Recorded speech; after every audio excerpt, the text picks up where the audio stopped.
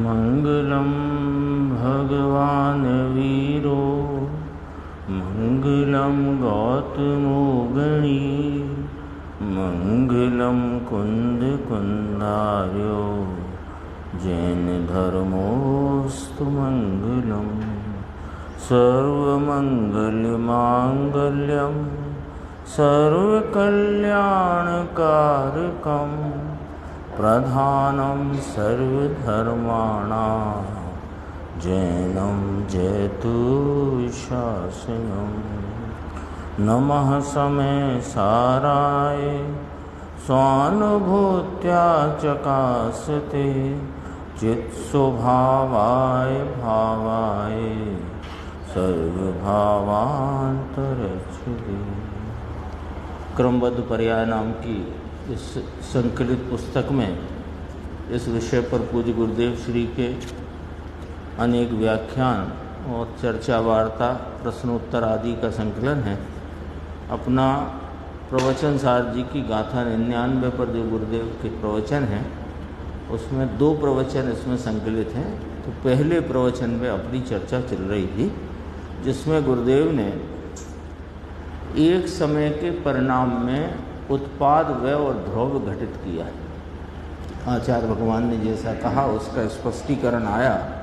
फिर उसमें प्राप्य विकार और निवृत्ति जो समय सार जी की 76, 77, 78, 79 गाथा से आया उस चर्चा को यहाँ लिया था। वहीं से थोड़ा पढ़ते हैं क्योंकि आगे विषय उसी में जुड़ा हुआ है। जैसे समय सार की 76 गाथा में प्राप्य विकार निवृत्ति कहा है कि 76 गाथा में क्या कहा कि जिस समय जो पर्याय होनी है द्रव्य की, आत्मा की अथवा जड़ की, वो पर्याय ध्रुव है। वो पर्याय ध्रुव है कैसे कि वह पर्याय ही उस समय का प्राप्य है, उस समय होने वाली है। तो वो पर्याय उस समय का ध्रुव है। हाँ, ध्रुवता है उसकी, वो ध्रुवपना है उसमें। ध्रुव अर्थात है, उसे कोई अपेक्षा नहीं है नाम अहेतुक है। तो है अब उसी पर्याय को पूर्व के परिणाम की अपेक्षा से विकार्य कहा। वो उस समय होने वाली है, वही हुई है ये ध्रुवपना। और पूर्व का परिणाम पलट गया, चला गया और नवीन ये उत्पन्न हुआ तो ये विकार्य हुआ। तो पलटने का जो कार्य हुआ वो विकार्य कहा। व्यय रूप कार्य विकार्य। पूर्व पर्याय का अभाव है, इस अपेक्षा से उसी पर्याय को विकार्य कहा। उसी पर्याय को पूर्व पर्याय की अभाव रूपता की अपेक्षा विकार्य कहा।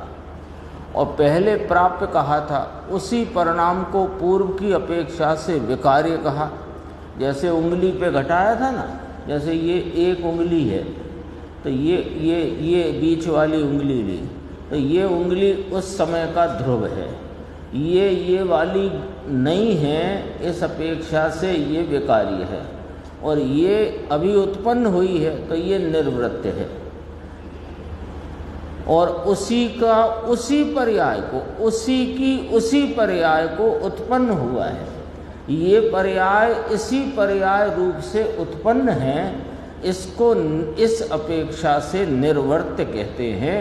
इस प्रकार प्राप्य, विकार्य और निर्वृत्ति है ना। इसे अपन जो अपनी याद रहने वाली भाषा है, उत्पाद व द्रव्य एक परिणाम में, वस्तु में उत्पाद व द्रव्य है, वो उसका प्रवाहीपना और प्रवाहीपने में रही ध्रुवता है। तो उत्पाद व प्रवाही रूप है और उस उत्पाद व रूप प्रवाह में ध्रुव रहती है वस्तु, वो वस्तु का उत्पाद व द्रव्य।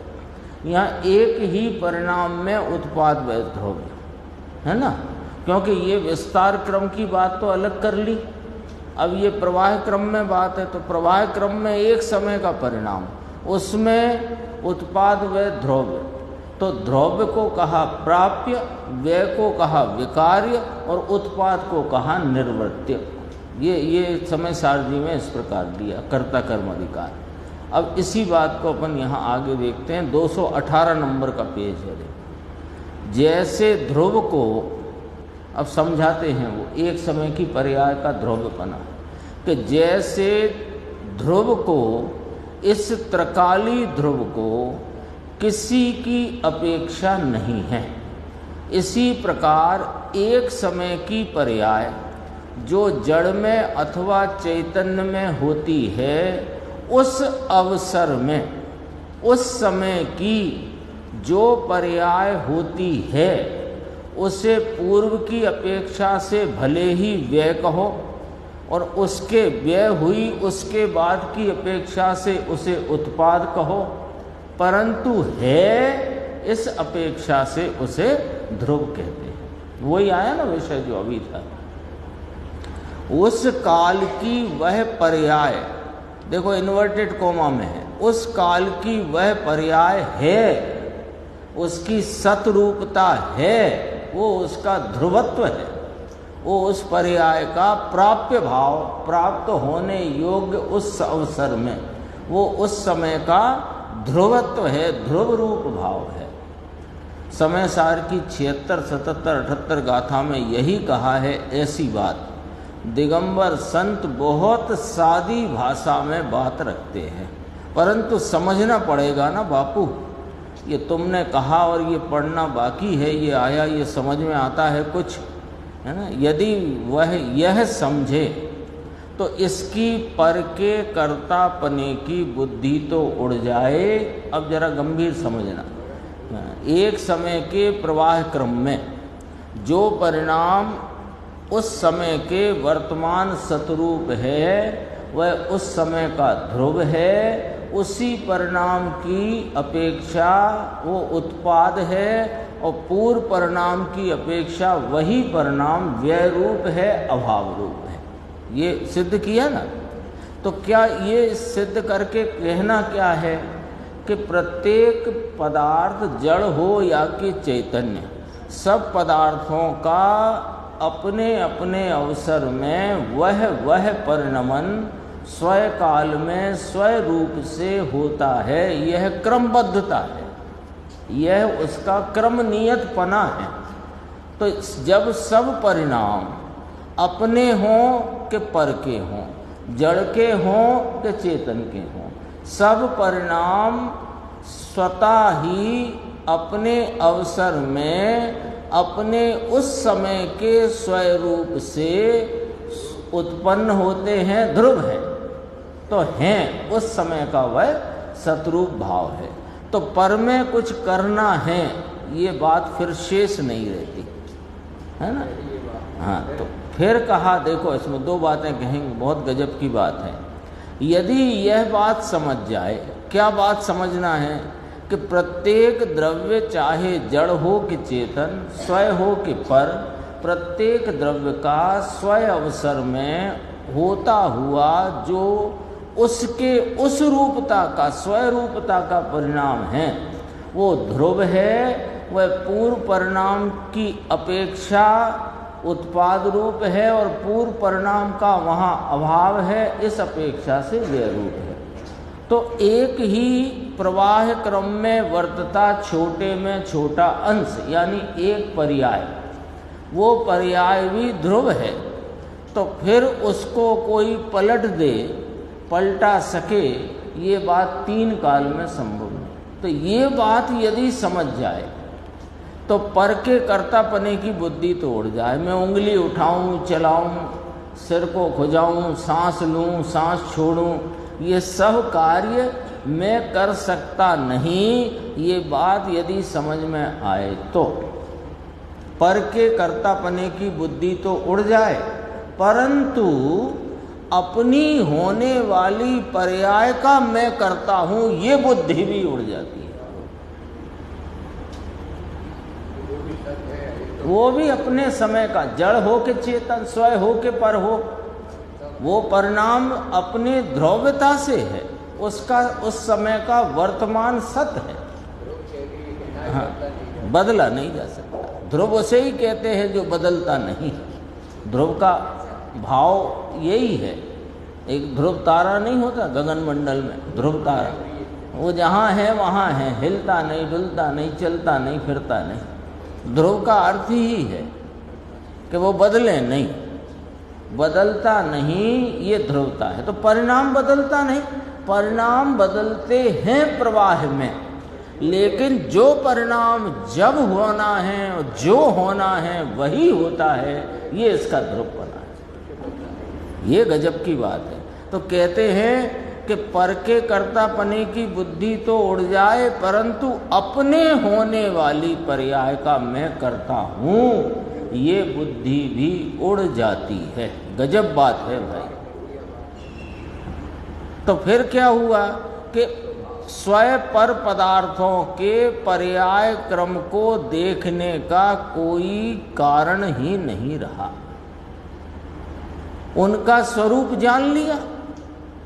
प्रत्येक द्रव्य परिणमनशील है और अपने प्रवाह क्रम में वर्तमान में परिणमता हुआ है, और उसका वह परिणमन में होता हुआ प्रवाह क्रम में वर्तता हुआ छोटे में छोटा अंश जो पर्याय है, वो पर्याय ध्रुव है। नक्की हो गया ना।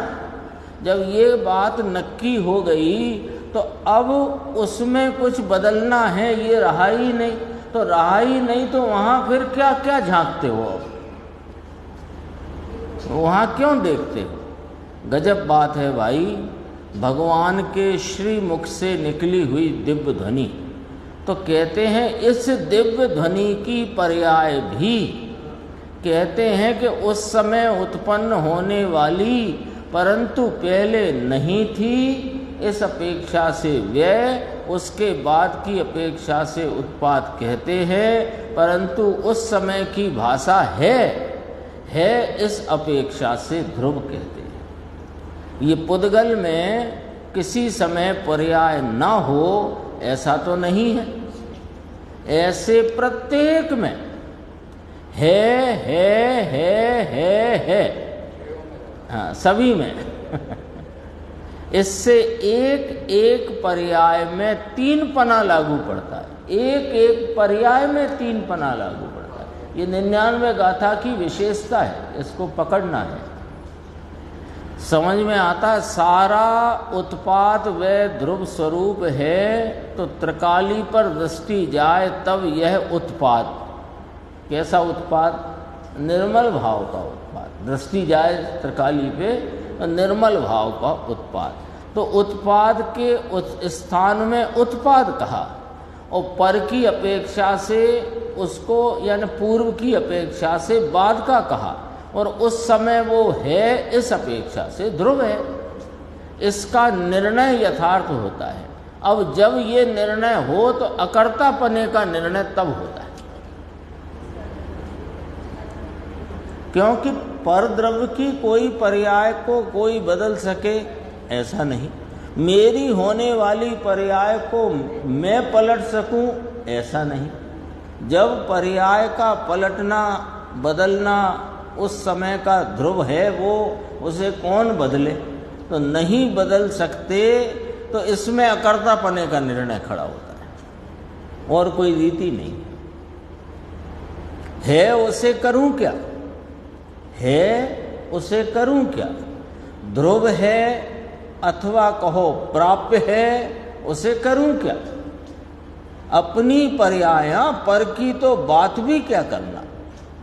पर की दया पालना, पैसा देना पैसा लेना, ये पर्याय तो तेरे कर्तापने की नहीं, उसमें तो तेरा कोई अधिकार नहीं, प्रवेश नहीं। लेकिन अपनी ही पर्याय जो अपने असंख्यात प्रदेशी विस्तार के रहे हुए अपने पदार्थ के प्रवाह क्रम में जिस क्रम में जो पर्याय आई है, वो है, वो ध्रुव है, प्राप्य है, उसे करना क्या? क्या गजब की बात है। सम्यक दर्शन करूं तो उसमें करना क्या? मैं राग मंद करूं तो करना क्या? मंद राग का जो परिणाम जिस समय होना है वह अपने स्वयं अवसर में होता है, और मंद राग का व्यय होकर शुद्ध भाव का उदय जब होना है तो वो उस समय का ध्रुव है। करूं क्या? तो करूं क्या? तो करने को कुछ रहा नहीं, तो दृष्टि अकर्ता स्वभाव यानी ज्ञाता स्वभाव पर जाती है। 320 गाथा की भी चर्चा यहाँ गुरुदेव लेंगे। वो इसलिए लेंगे कि अपनी पर्याय का भी कर्ता नहीं, पर का कर्तापना तो नहीं ही। 320 गाथा वो अपने 308 से 311 गाथा में यहाँ तक की बात ली थी कि पर का कर्तापना नहीं, पर अपने पर्याय से अभेद कहा। यहाँ तो कहते पर्याय अपने में ही ध्रुव व्यय उत्पाद स्वरूप है, वह पर्याय अपने में ही प्राप्य विकार निवृत्त स्वरूप है। तो अपने में ही है तो वो पर्याय पर की तो कर्तापने की बात दूर रहो, अपने ही पर्याय का कर्तापना नहीं।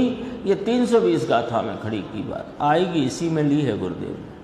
अभी कहा, किसी ने प्रश्न किया 219 पेज पे कि सबको पंगु बना दिया आपने, तो कुछ करना ही नहीं, कुछ कर सकता नहीं। अरे पर का नहीं कर सकता, यहां तक ठीक था, अपना ही नहीं कर सकता, पंगु बना दिया।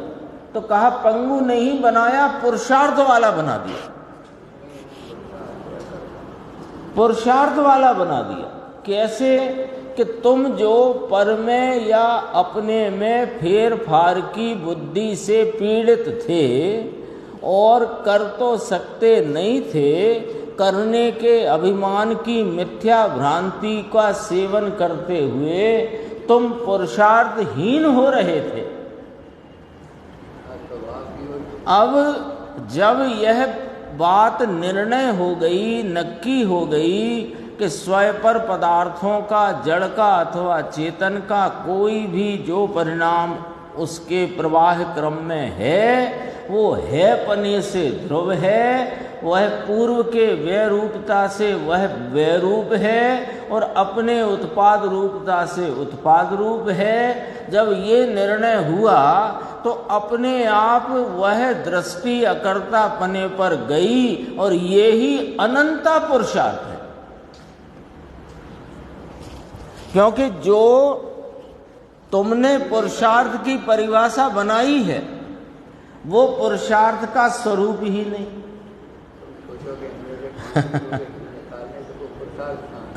अपन ने पुरुषार्थ की क्या परिभाषा बनाई कि मैं पर का कुछ कर दूं, तो पर का तुम कर सकते नहीं, दया पालना आदि इत्यादि वो तुम कर नहीं सकते। तो अच्छा, तो मैं अपनी कषाय की मंदता का परिणाम तो कर सकता हूं कि वो भी तुम नहीं कर सकते, वो भी उस समय का सतरूप ध्रुव प्राप्य है। अच्छा, तो मैं राग ना कर सकता हूं तो अपना शुद्ध भाव तो कर सकता हूं कि शुद्ध भाव भी वो अपनी तरफ जब स्वरूप की रचना होगी तो पुरुषार्थ स्वरूप उस भाव को कहा जाएगा। बाकी तो रागादि भाव को करना या पर के करने की भ्रांति में रहना ये तो पुरुषार्थहीनता है और तुमने इसी को पुरुषार्थ माना है। तो शुद्ध आएगा ही नहीं। अभी तक अपन ने क्या माना कि पर की अवस्थाएं बदल दूं या मेरे राग की अवस्था बदल दूं, तो तुम ना अपने राग की अवस्था बदल सकते ना पर की बदल सकते। तो ये पुरुषार्थहीनता है। क्यों? पुरुषार्थ की परिभाषा है कि पुरुषार्थ वीर गुण का कार्य है। वीर गुण का कार्य क्या है कि स्वरूप की रचना। तो इसमें स्वरूप कहाँ रचित हो रहा है? राग रूप परिणाम में तो विकार रचित हो रहा है और पर के कर्तापने की भ्रांति में मिथ्यात्व रचित हो रहा है। और राग मैं हूं और मेरा है, मुझे लाभकारी है, ये मिथ्यात्व की रचना है। पुरुषार्थ था ही कहां और है ही कहां? पुरुषार्थ तो तब होए कि पर के कर्तापने और अपने परिणाम के कर्तापने का लक्ष्य छोड़कर है ही नहीं। तो निर्णय किया तो अपने अकर्ता स्वभाव पर दृष्टि गई तो पुरुषार्थ अब उत्पन्न हुआ। सबको पुरुषार्थ वाला बना दिया, वीर्य वाला बनाया। मैं मेरी पर्याय का कर्ता नहीं, ऐसा मेरा वीर्य है।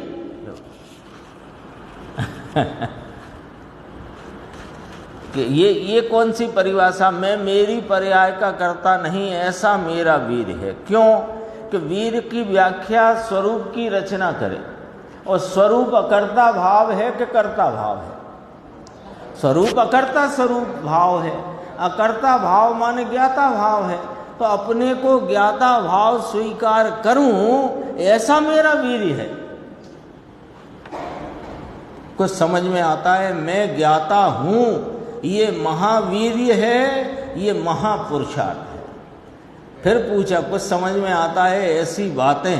फिर कहते हैं इसमें वाद विवाद करने से कहाँ पार पड़े भैया। ऐसा है बापू, वस्तु स्थिति ऐसी है, तो मानो ना मानो, मान करके अपने स्वरूप को लक्ष्य में लोगे तो अनंत काल के लिए सुखी हो जाओगे, और नहीं मानोगे तो अनंत काल से दुखी हो और आगे भी दुखी ही रहोगे। हट जा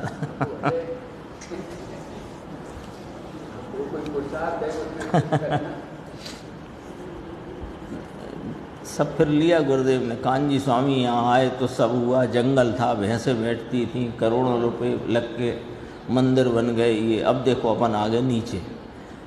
ये थोड़ा सा अच्छे से समझना एकाग्रता से। ये वाला पैराग्राफ बहुत गंभीर है।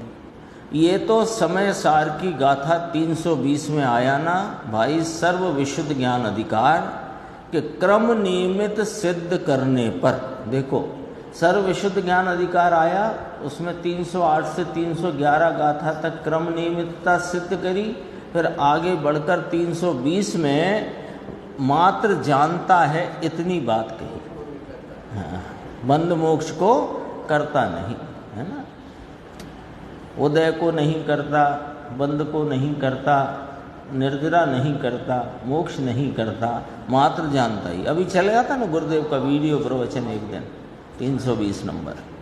देखो अब समझना यहाँ से, क्रम नियमित सिद्ध करने पर वहाँ तो मोक्ष की पर्याय और निर्जरा की पर्याय को भी जानता है, ऐसा कहा है, ऐसा कहा है। अब यहाँ से देखना, ऐसा कहा है, भले ही जानता है, वह पर्याय ही उस काल में होनी थी।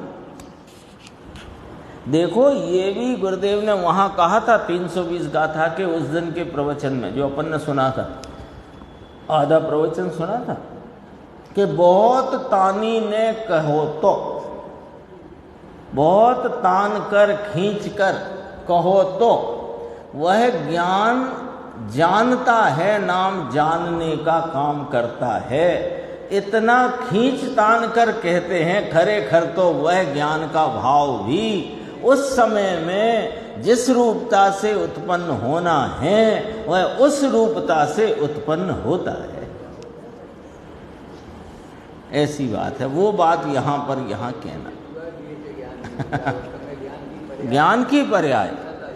एक दिन आ गया था सुबह, निमित्त निमित्त की कहना, जैसी ज्ञान की पर्याय है वैसा ही वहाँ गे रूप राग है, तो उस पर निमित्त का आरोप आया।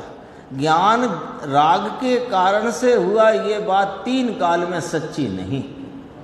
ज्ञान तो ज्ञान की सामर्थ्य से अपने भाव से हुआ है। अभी देखो यहाँ अपन यहाँ जब 320 गाथा पढ़े मोटे रूप में, तो वहाँ कहा उदय को नहीं करता, बंध को नहीं करता, संवर निर्जरा और मोक्ष को नहीं करता। यानी इसमें कितनी बात कह दी, कितनी बात कही कि परद्रव्य का नहीं करता, अशुद्ध पर्याय को भी नहीं करता, शुद्ध अपूर्ण शुद्ध पर्याय को भी नहीं करता और पूर्ण शुद्ध को भी नहीं करता, मात्र जानता है। तो नेत्र का उदाहरण दिया, 320 गाथा नेत्र का उदाहरण दिया। नेत्र जैसे अग्नि को करता नहीं, वेदता नहीं, आई थी ना चर्चा। तो वहाँ फिर क्या कितना वहाँ तक सिद्ध किया कि मात्र जानता है। अब जरा उसका रहस्य समझो, मात्र जानता है का वो चर्चा इस 5 पंक्तियों में गुरुदेव श्री फरमाते हैं। देखो मात्र जानता, ऐसा कहा ना, भले ही जानता है, तो वह पर्याय जानन रूपता की उस काल में होनी थी सो हुई है। जानना किया ऐसा भी नहीं। गे नहीं गे है तो नहीं, वो तो बात है ही, पर मैं जानने की पर्याय करूं ये भी नहीं। एकदम पराकाष्ठा की बात है। 1, 2, 3, 4 दिन पहले या 10 दिन पहले आ चुकी है और दोबारा से यहाँ अपने सामने और दृढ़ होगी बात। देखो, भले ही जानता है कहा, क्या कहा कि जैसे नेत्र अग्नि को करता वेदता नहीं मात्र देखता ही है, उसी प्रकार ज्ञान नाम आत्मा वह उदय को नहीं करता, बंद को नहीं करता, निर्जरा को नहीं करता, मोक्ष को नहीं करता, मात्र जानता ही है। नेत्र की भांति आया ना गाथा में। अब उसमें जरा और विचार करो कि मात्र जानता ही है का भाव क्या, उसका अर्थ अभिप्राय क्या। कि जानता है कि मैं जानूं ऐसे करके जानता है कि ना भैया, ये तो 12वें नंबर की गाथा में भी कह दिया था, ते काले जानेला प्रयोजनवान है। उस काल में मैं व्यवहार को जानूं ऐसा बोझा थोड़ी लेके बैठे हैं ज्ञानी, क्योंकि वे तो ज्ञान स्वभाव के प्रतीतिवंत हैं। उनको ये बोझ नहीं है। क्यों नहीं है? कि वे तो वस्तु स्वरूप के सम्यक स्वरूप को जानते हैं और मानते हैं। अब देखो क्या कहते हैं, वह पर्याय ही जानने की वह अवस्था ही उस काल में होनी थी। यानी यहाँ कोई निमित्त में बंद भाव है, उदय भाव है, या कि संवर का शुद्धि का भाव है, शुद्धि की वृद्धि का भाव है, पूर्ण शुद्धता का भाव है, उसे क्या करे? वो तो जानता ही है। तो जानना करता है कि ना, वह भी जानने की वह अवस्था उस काल में होनी ही थी सो हुई है। ये बात कहाँ से लाए? कि अभी अपन ने कर चुके। स्वयं पर हो कि जड़ चेतन हो, सबकी प्रवाह क्रम में वर्तती हुई उसके पर्याय रूप भाव वह उस समय का सत है, ध्रुव्य है। पूर्व की अपेक्षा उसे व्यय कहा, उस वर्तमान की अपेक्षा उसे उत्पाद कहा, और है पने से वह ध्रुव है। तो वो जानने की अवस्था भी प्राप्य रूप है, ध्रुव रूप है, उस समय का सतरूप है। जानना करना नहीं। एकदम बहुत पराकाष्ठा की बात है। हाँ, थोड़ी पचाने में भी ऐसे जल्दी नहीं पचेगी। कोई कड़क चीज हो ना तो उसे चबाना भी पड़ता है। ये बात यहाँ मस्तिष्क में थोड़ी चबाना पड़ेगी, तब वो बात में विचार में लेना पड़ेगी। देखो, और बहुत गंभीर कहा आगे। अभी तो अपन ने उस बात को, दूसरी बात है, क्या कहते हैं कि जानता है वह पर्याय भी उस काल में होनी थी, और उस काल में होनी थी वह उत्पाद है, पहले की अपेक्षा से व्यय है, और है इस अपेक्षा से ध्रुव है। परंतु उसे ज्ञान में जानने का रखा, इतना कथन में रखा, कथन में इतना रखा कि मात्र जानता है। वो ज्ञान की पर्याय में करूं ऐसा भी नहीं है।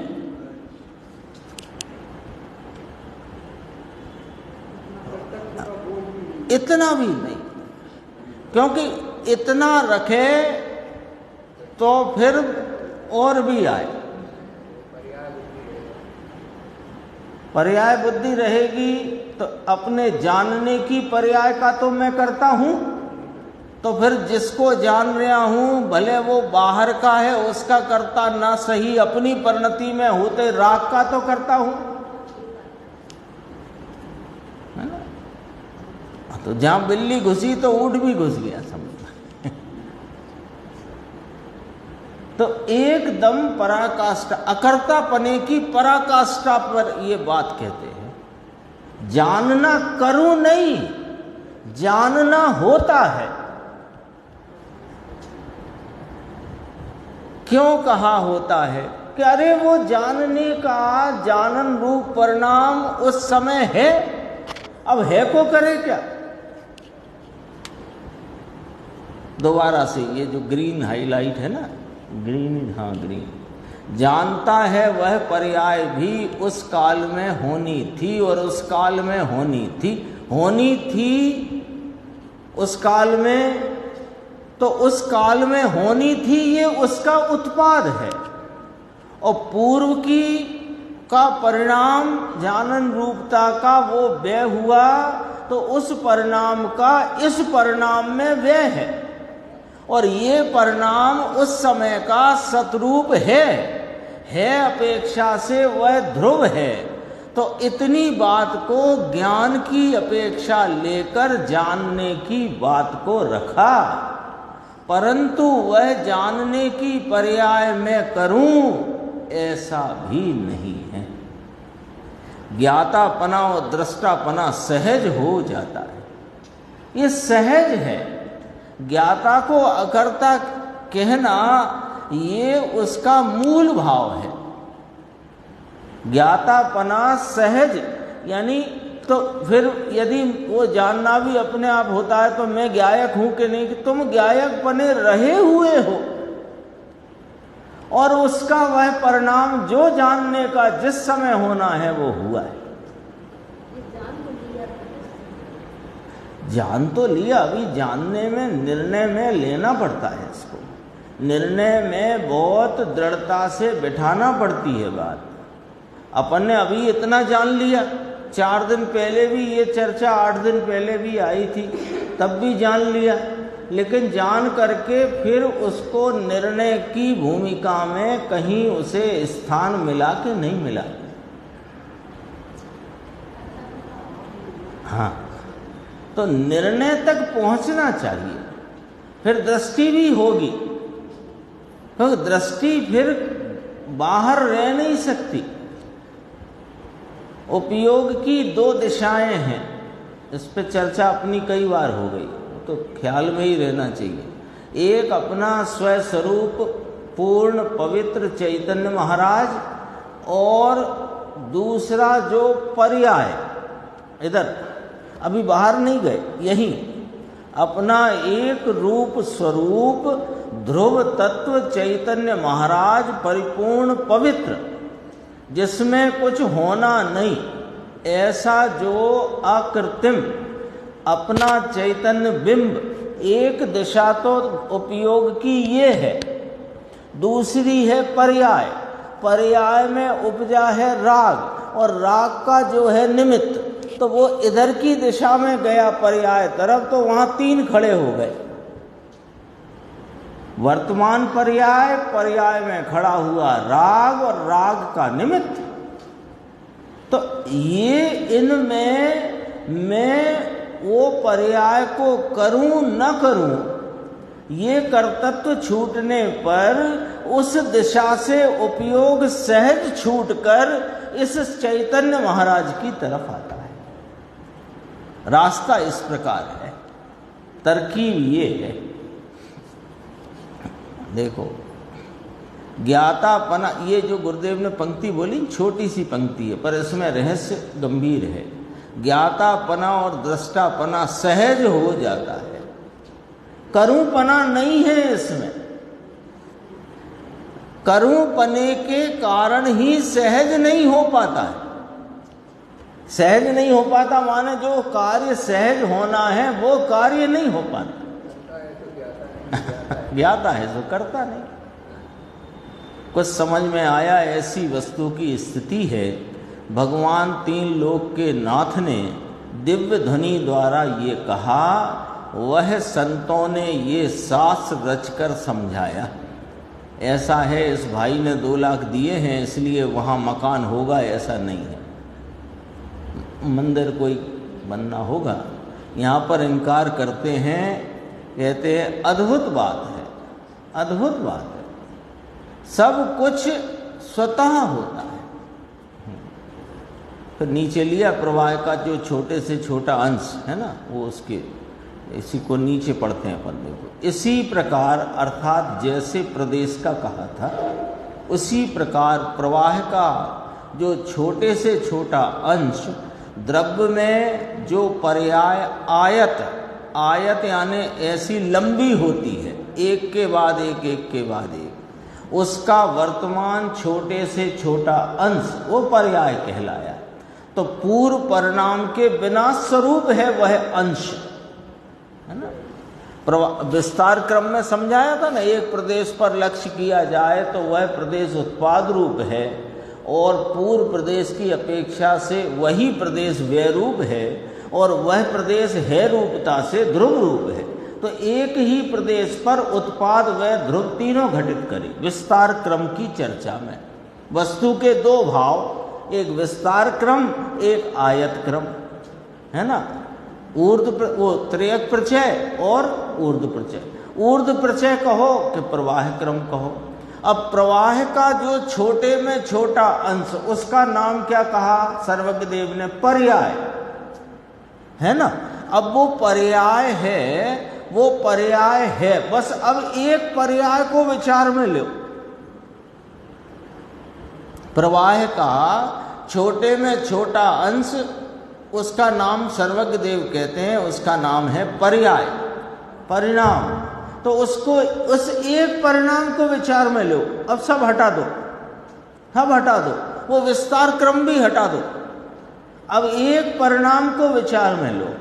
वो परिणाम पूर्व परिणाम की अपेक्षा से पूर्व परिणाम इस परिणाम में नहीं है।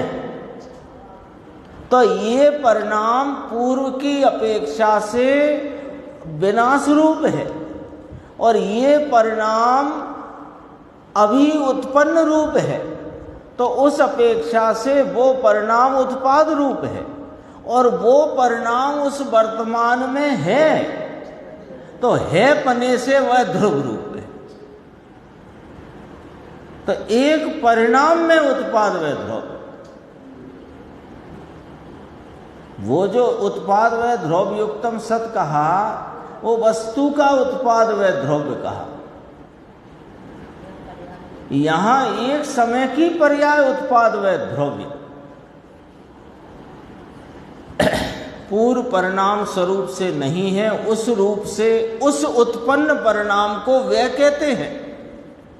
वो उत्पन्न परिणाम प्रवाह क्रम का छोटे में छोटा अंश, जिसे पर्याय कहा, परिणाम कहा, वो परिणाम उत्पन्न परिणाम, वह उस समय में उत्पन्न परिणाम पूर्व परिणाम के विनाश रूप है और अपने अपेक्षा से उत्पाद रूप है, अथवा पूर्व के परिणाम के बाद की अपेक्षा से उत्पाद रूप है। दोनों प्रकार कह सकते हैं। और उस समय का वह है रूप होने से सतरूपता के कारण वह उस समय का द्रव्य है। अब जब वो उस समय का द्रव्य है तो उस ध्रुव को बदले कौन? निमित्त तो दूर करो, वो जो त्रिकाली उपादान स्वरूप वस्तु जो उस परिणाम में परिणमी है वो नहीं बदलती। ये अभी शक्तियों की चर्चा आज हो गई पूरी, स्वस्वामी संबंध शक्ति। उसके बाद 23 बिंदु गुरुदेव ने लिए, कल अपन चर्चा करेंगे उनकी 23 बिंदु। उन 23 बिंदु में शक्तियों के संदर्भ से हर शक्ति में वो 23 प्रकारता ख्याल में रख, इतनी चर्चा है। अब यहां तो कहा वो परिणाम उस समय का सतरूप होने से है, ध्रुव है, तो उसे निमित्त बदले, ये बात तो सर्वथा झूठी है। लेकिन वो जो उस परिणाम में परिणमित हुआ है, जिसे उस परिणाम में परिणमित होने के कारण उस परिणाम का त्रिकाली उपादान कहा जाता है, वो त्रिकाली उपादान ने भी उस परिणाम को नहीं किया है। वो परिणाम अपनी उस समय की क्षण की योग्यता से हुआ है।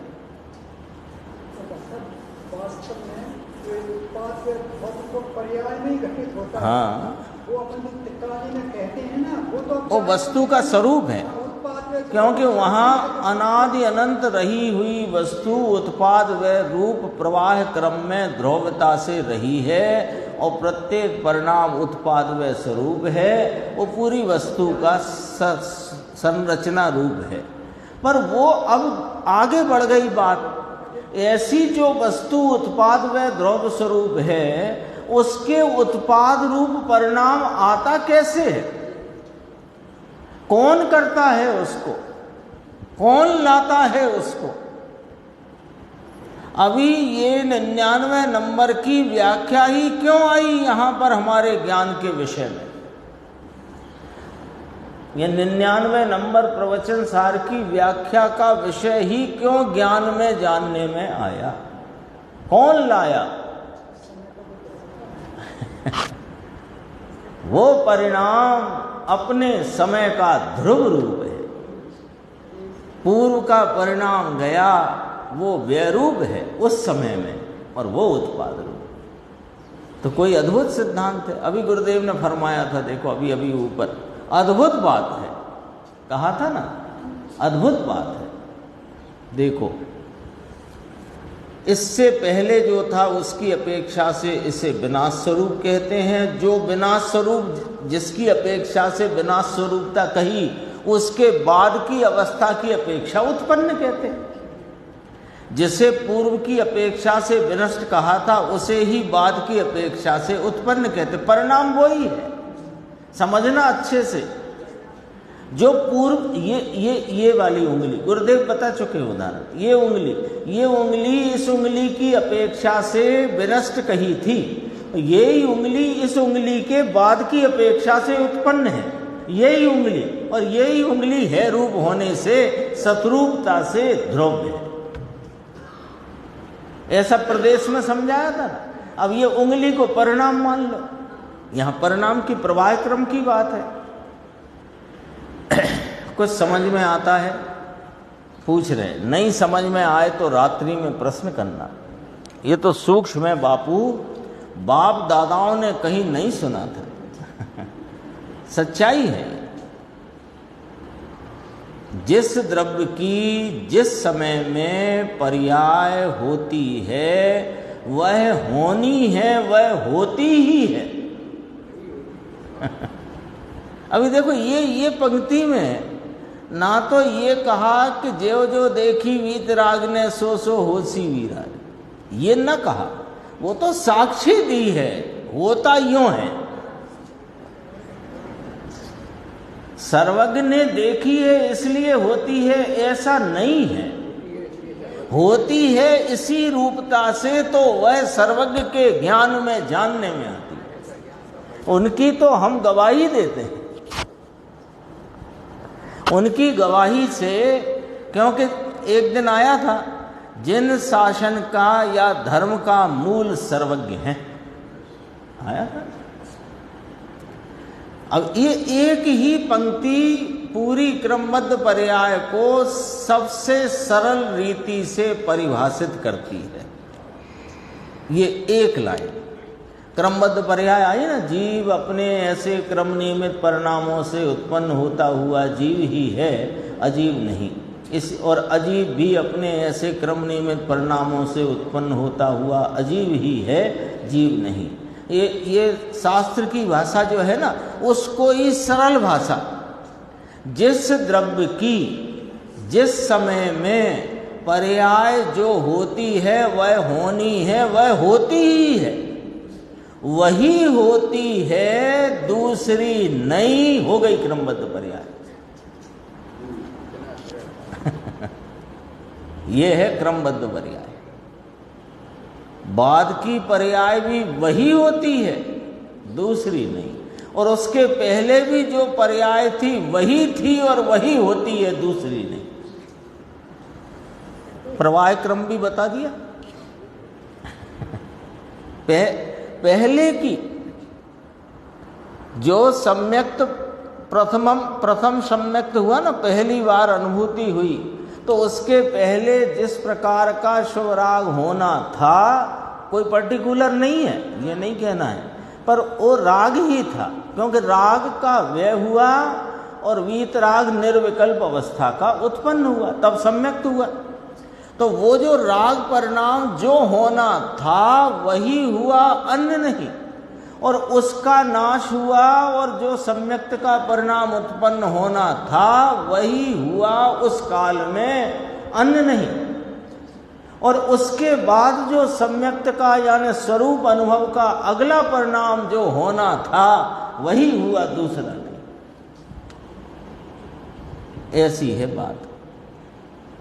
परंतु पूर्व की अपेक्षा से वर्तमान परिणाम को, पूर्व की अपेक्षा से वर्तमान परिणाम को व्यय कहते हैं, और उसके बाद की वह परिणाम स्वयं है, इसलिए उसे उत्पन्न कहते हैं। और बाद का और पहले का छोड़ दो तो उसे ध्रुव कहते हैं। कितनी मीठी सरस सरल शैली है ना। बाद का पहले का छोड़ दो तो ध्रुव है, क्योंकि है ना, तो है तो सत है, अब है उसे करूं क्या। उसे ध्रुव नाम अन उभय कहा, उत्पाद वे नहीं देखा है, ये उसकी ध्रुवता है। इसमें बड़ा विसंवाद है, विवाद है।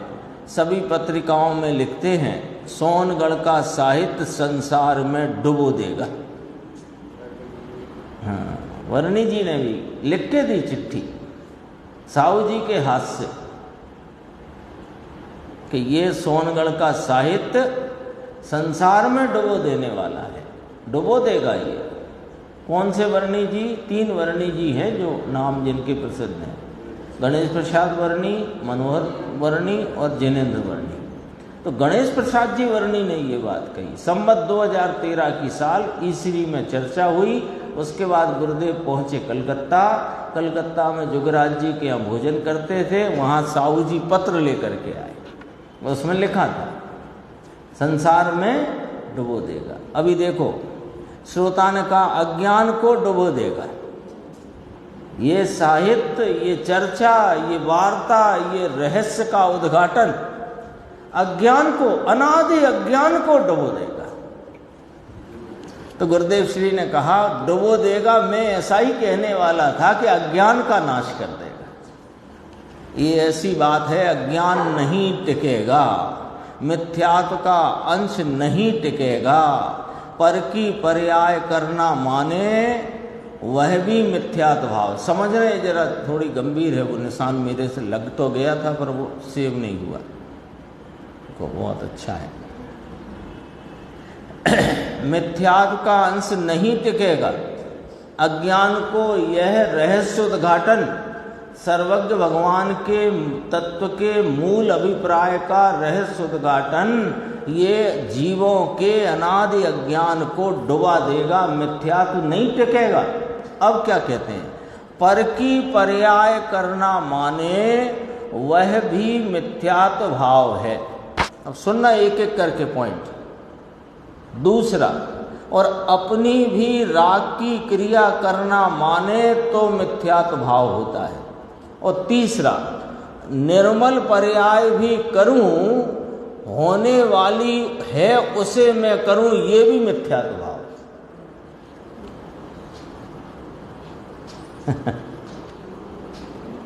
बोलो,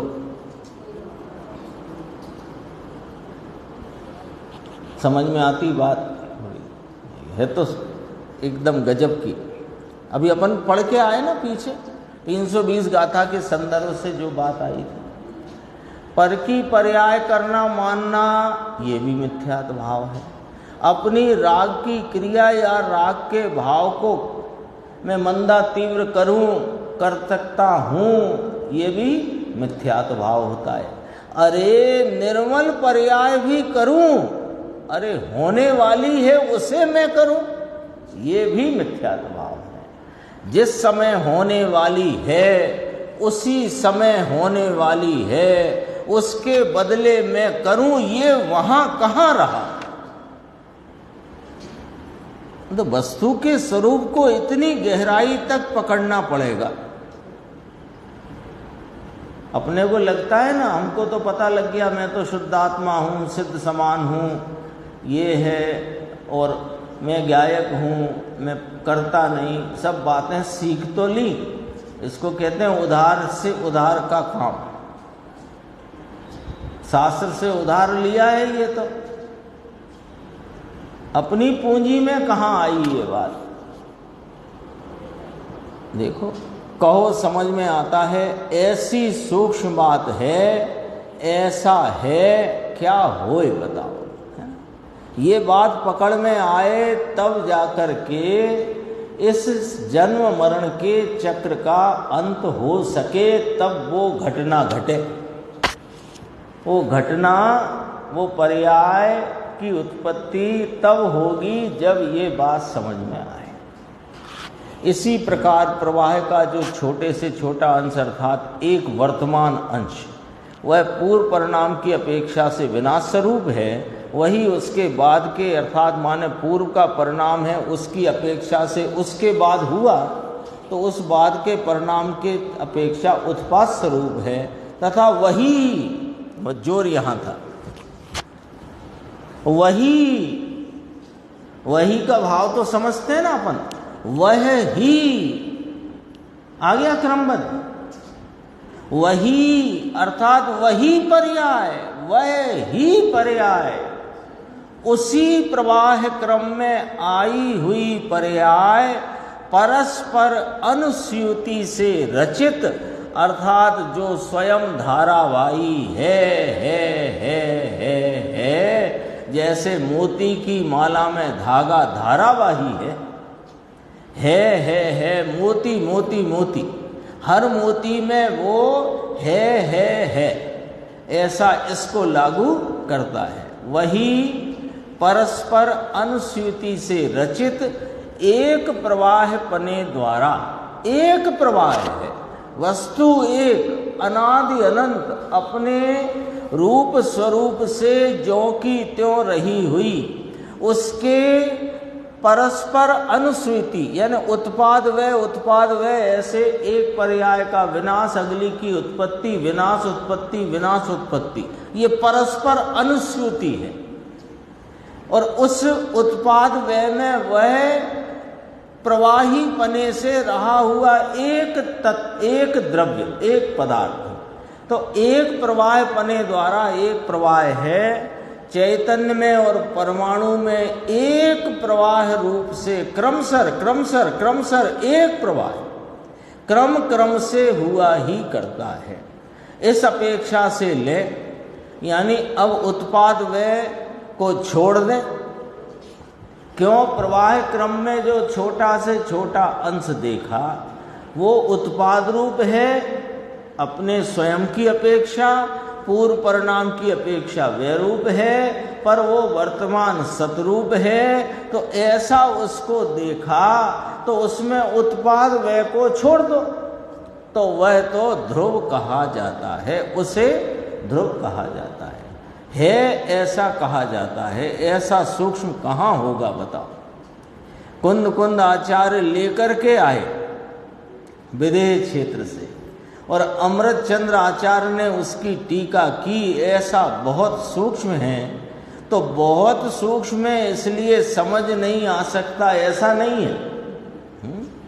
सूक्ष्म नहीं है। अब देखो, पहले कहा बहुत सूक्ष्म है, फिर कहा सूक्ष्म नहीं है। सूक्ष्म कब तक है? जब तक अभ्यास है। जैसे कल बात करी थी, वो रोटी गोल क्यों नहीं बनती? अभ्यास नहीं है। जिन्हें अभ्यास है उनसे बनती है। अभ्यास के द्वारा वो सूक्ष्म नहीं है, सीधी बात है, सरल बात है, अपनी बात है। भाई इसे अभ्यास नहीं है, और जहाँ तहाँ मैं करूँ, ये शरीर चलता है तो मैं चलाता हूँ, बोलता है तो मैं स्वाहा, भगवान की पूजा में स्वाहा बोला जाता है, तो स्वाहा की भाषा भी मेरी, और ये उंगलियां हिलती हैं वह भी मुझसे, और वो जो उनके गुणानुवाद के शब्द निकलते हैं वे भी मुझसे। ऐसा जहाँ तहाँ ऐसी बुद्धि इसको पड़ी हुई है। ये देखो, फिर ये कहा आगे, वही तो बहुत सारी चर्चा इसमें और है, बस इतना देखना। जो लोग साधारण रूप से पढ़ जाते हैं उन्हें ऐसा हो जाता है कि अपने को सच्चा ज्ञान हुआ। बहुत कठिन बात है भाई, ज्ञान आत्मा का होना चाहिए, शास्त्र का हुआ उससे कुछ ना हुआ। बात ज्ञान आत्मा का होना चाहिए। आत्मा का ज्ञान कब होता है कि उसकी जो पर्याय जिस समय में होनी है उस पर्याय में 3 बात लागू पड़ती है। पूर्व की अपेक्षा विनष्ट, उसके पूर्व वाले के बाद की अपेक्षा से उत्पन्न, और है की अपेक्षा से ध्रुव है। ऐसी पर्याय का जहाँ निर्णय करता है वहाँ वह ज्ञाता दृष्टा होता है। तब वह वर्तमान होने वाली पर्याय का भी कर्ता नहीं होता, कारण कि उसमें एक भाव नाम का गुण है। अनंत गुणों में भाव गुण का रूप है, इसलिए उस समय में वह पर्याय होनी हो वह होती ही है। ये करूं तो होती है, वरना नहीं होती है, ऐसा नहीं है। ऐसा फिर बारंबार नहीं आता। गुरुदेव कहते हैं बार बार नहीं आ पाती ऐसी बात। ये तो सामने पुस्तक में आया हो उसका अर्थ होता है ना। इंदौर में यहाँ का विरोध करने के लिए 50 पंडित इकट्ठे हुए थे। उसमें इकट्ठे होकर प्रस्ताव बनाया कि जो पर का नहीं करे, यानी पर का करना ना माने, वह दिगंबर नहीं है। अरे रे अरे, प्रभु प्रभु प्रभु, शेष चर्चा आगे अपनी।